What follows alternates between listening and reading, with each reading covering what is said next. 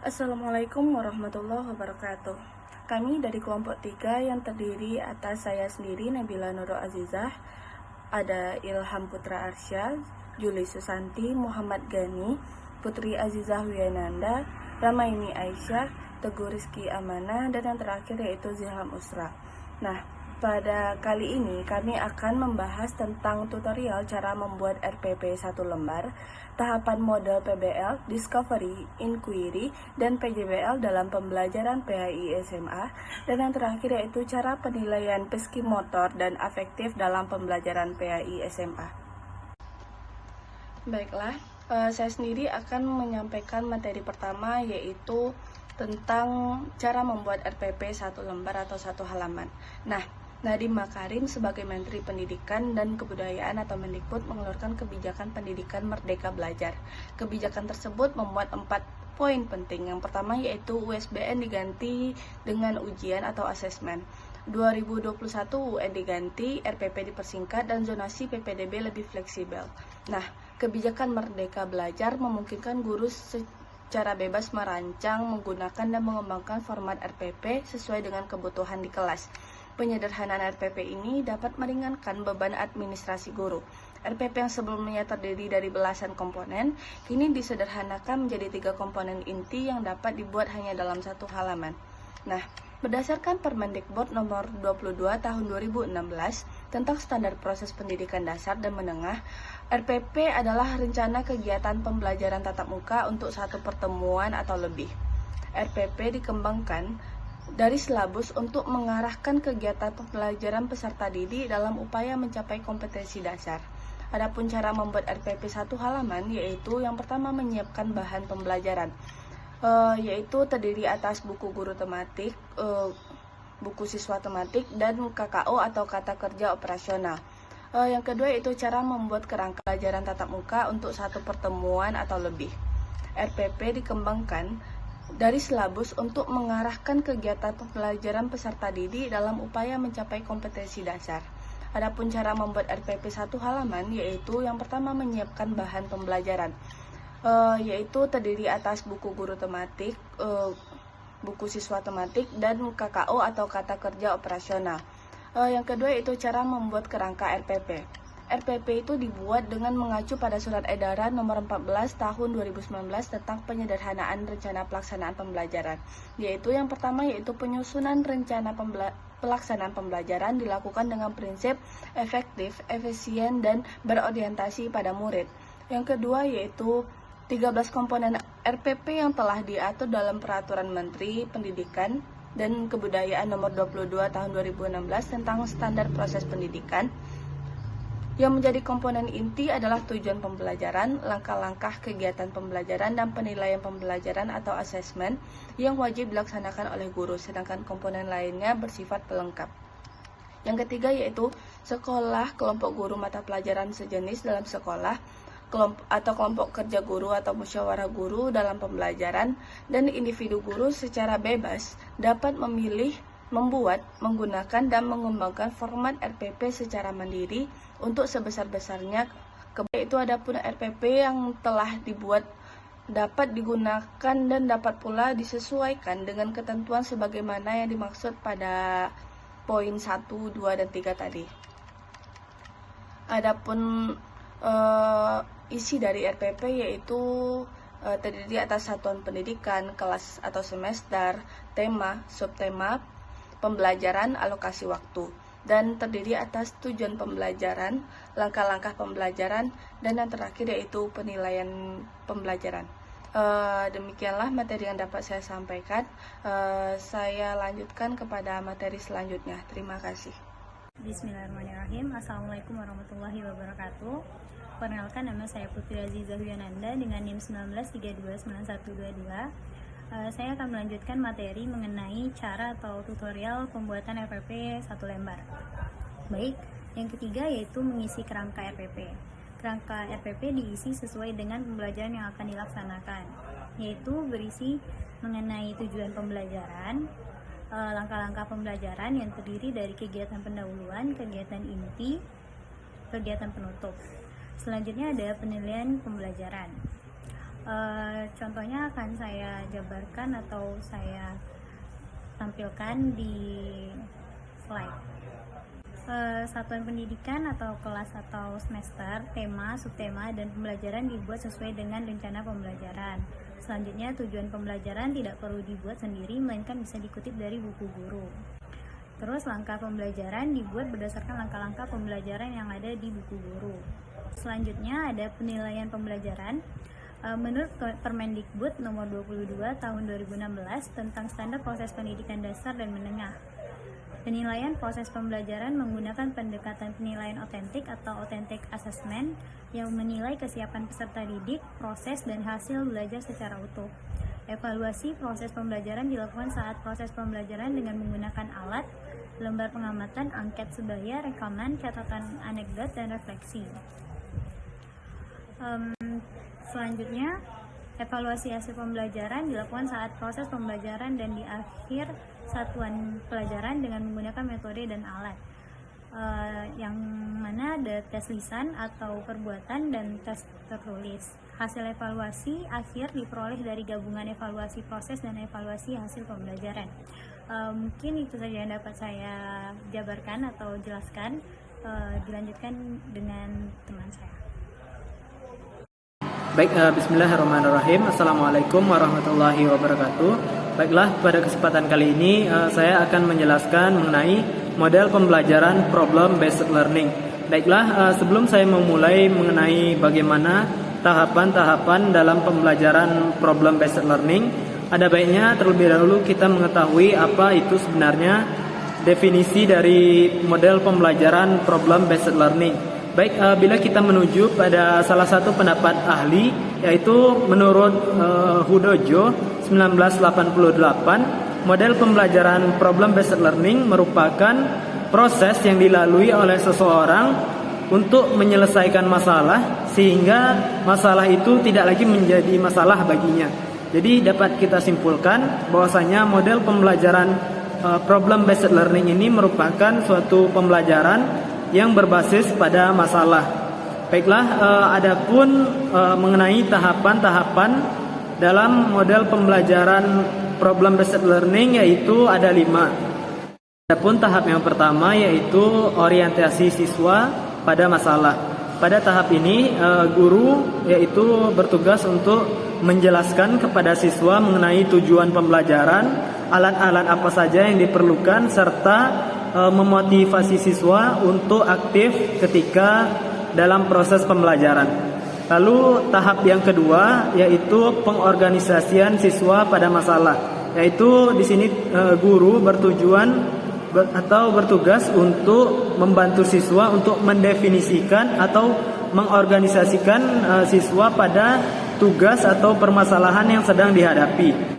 Tahap ketiga yaitu membimbing penyelidikan siswa. Di sini guru berperan sebagai membantu siswa untuk mengumpulkan informasi sesuai masalah yang sedang dihadapi dalam proses pembelajaran. Baik, adapun tahap keempat yaitu mengembangkan dan menyajikan hasil dari penyelidikan. Pada tahap ini guru membantu siswa untuk menyiapkan hasil dari penyelidikan atau informasi yang telah diperoleh oleh siswa. Lalu tahap yang kelima yaitu melakukan evaluasi terkait penyelidikan ataupun informasi yang telah diperoleh oleh siswa tersebut. Baiklah, mungkin itulah proses ataupun tahapan dari model pembelajaran problem based learning. Baik, adapun materi berikutnya akan dilanjutkan oleh rekan saya. Assalamualaikum warahmatullahi wabarakatuh. Ya, perkenalkan, nama Ana Muhammad Gani. Ya, langsung saja Ana akan mengenalkan terkait model pembelajaran discovery learning, yang mana itu dapat dikatakan model pembelajaran ini itu telah diimplementasikan dari kurikulum 2013, yaitu menurut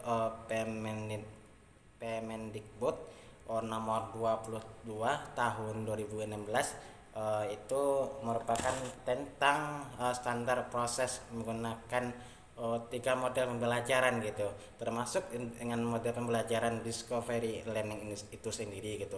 yang merupakan membentuk perilaku saintifik sosial serta mengembangkan rasa keingin tahuan gitu peserta didik itu sendiri gitu. Yang mana model pembelajaran menyikapi penemuan discovery ini atau disebut inquiry learning adalah memahami konsep, arti dan hubungan melalui proses intuitif untuk mengakhiri sampai kepada suatu kesimpulan gitu.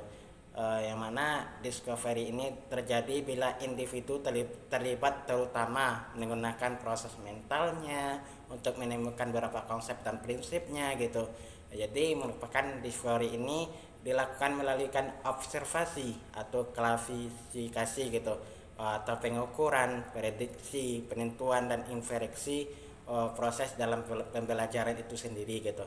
Dan adapun langkah-langkah kerjanya model pembelajaran discovery learning ini gitu, yaitu yang pertama yaitu pemberian rangsangan kepada peserta didik itu sendiri gitu. Yang kedua, pernyataan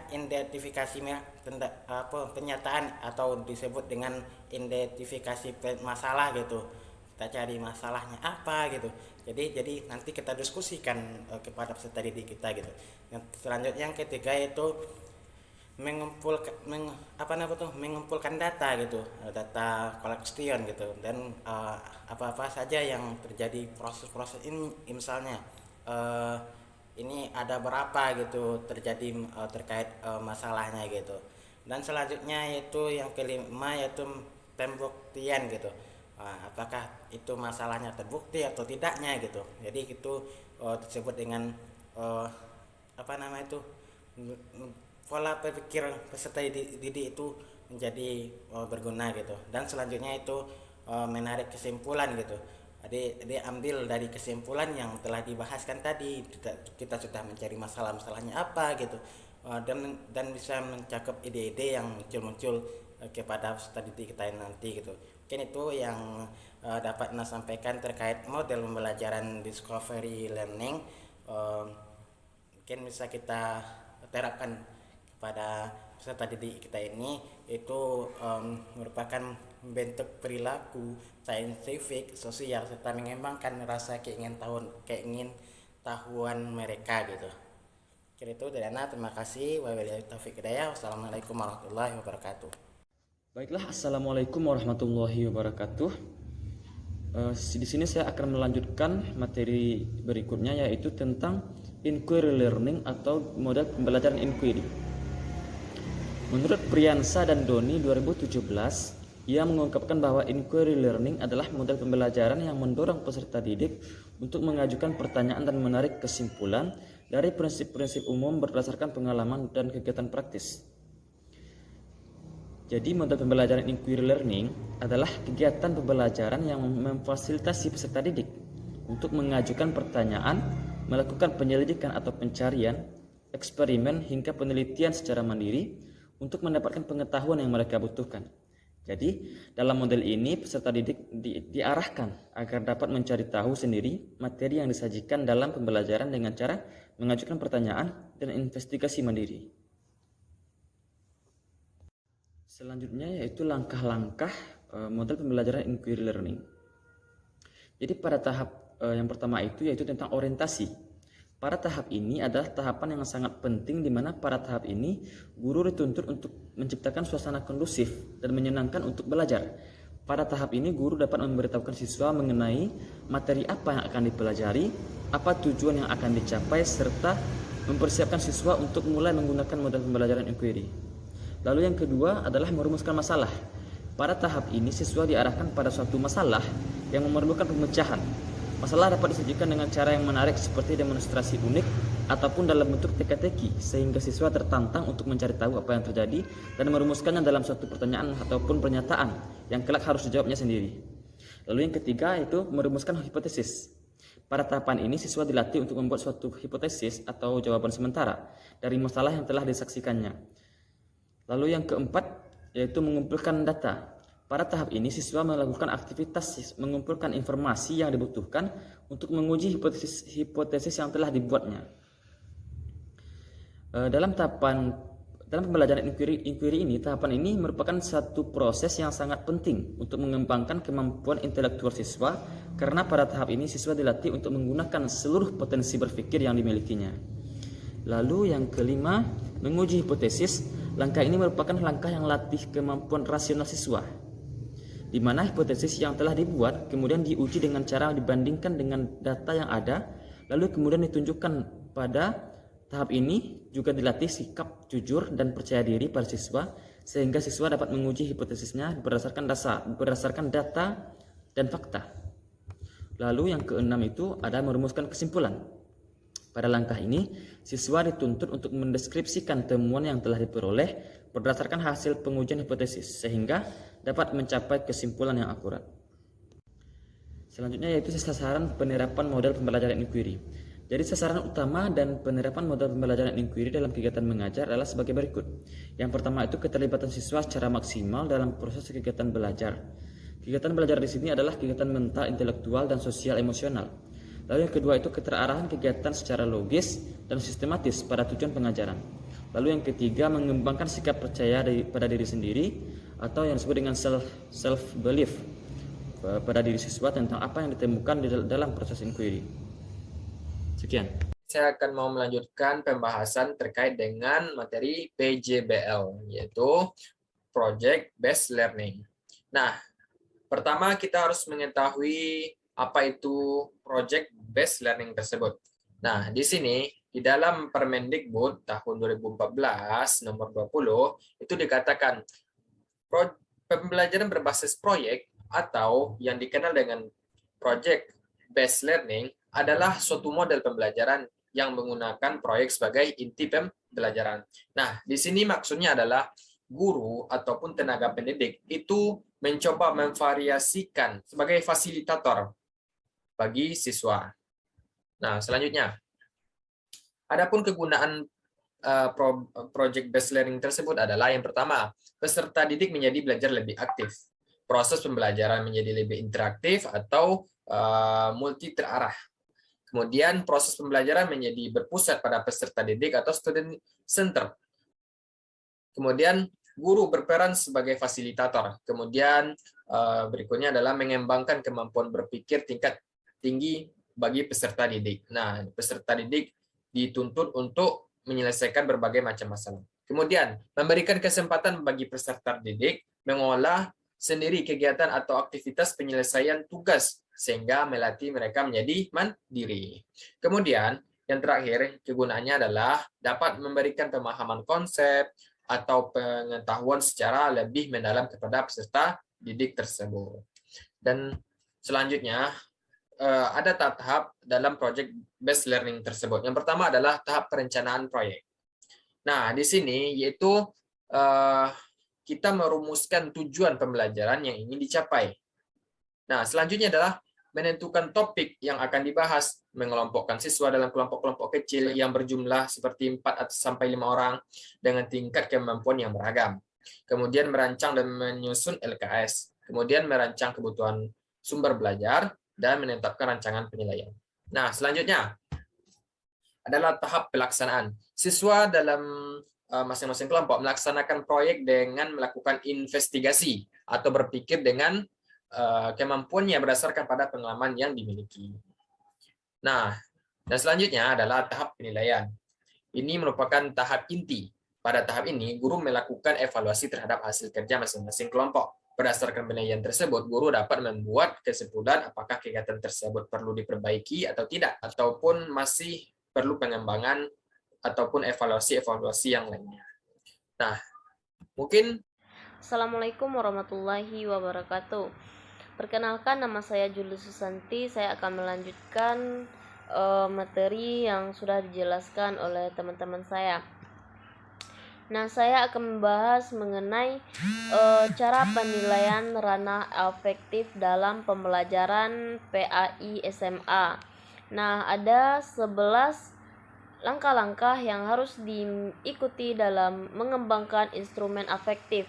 Yang pertama yaitu menentukan spesifikasi instrumen. Yang kedua, menulis instrumen. Yang ketiga, menentukan skala instrumen. Yang keempat, menentukan sistem penskoran. Yang kelima, mentelaah instrumen. Yang keenam, merakit instrumen. Yang ketujuh, melakukan uji coba. Yang kedelapan, menganalisis hasil uji coba tersebut. Yang kesembilan, memperbaiki instrumen.